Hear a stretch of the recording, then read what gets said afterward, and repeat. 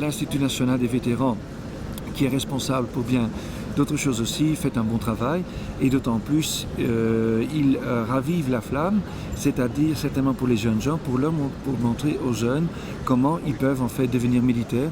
Et je pense que du point de vue éducatif, c'est vraiment un défi à surmonter. Ils font ça d'une manière excellente.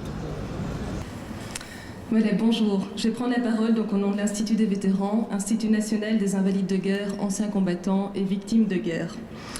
Je vais vous parler d'un jeu que nous avons conçu en collaboration avec la Défense et que nous avons appelé Peacekeeper, en référence au travail qu'accomplissent nos vétérans lorsqu'ils partent à l'étranger dans le cadre de missions de maintien de la paix. C'est un jeu que nous avons voulu éducatif et ludique et qui rencontre un double objectif. Le premier est d'expliquer de manière simplifiée le déroulement d'une mission, depuis le moment où on reçoit l'ordre de marche jusqu'au moment du retour à la maison. Et le deuxième est de faire la lumière sur toutes les relations qui existent entre les différentes institutions qui sont liées à la défense. Donc je pense ici à l'Institut des vétérans, à l'Institut géographique national, ainsi qu'au Musée royal de l'armée. Alors plus spécifiquement, notre jeu s'adresse aux enfants qui sont âgés de 8 à 12 ans, ainsi qu'à leurs familles. Nous leur donnons rendez-vous sur le stand numéro 15, qui se situe en face des musées royaux des Beaux-Arts, pour démarrer leur parcours aventure. Le parcours aventure, spécifiquement, se veut un aperçu de l'entraînement que suivent les militaires avant de partir en mission. Donc il y aura des tas d'épreuves, mais comme le mur d'escalade qui a été évoqué plus tôt, le death ride, recomposer des cartes, faire de l'aérotrim, du déminage, etc. Le jeu va se dérouler le long de 16 stands qui sont tous repris donc, dans la zone de la fête au parc.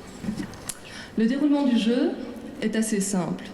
L'enfant arrive donc sur notre stand numéro 15, reçoit un casque et un ordre de marche.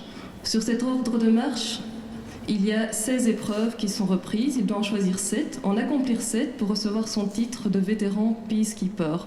Chaque fois qu'il réussit une épreuve, son ordre de marche est validé sur le stand.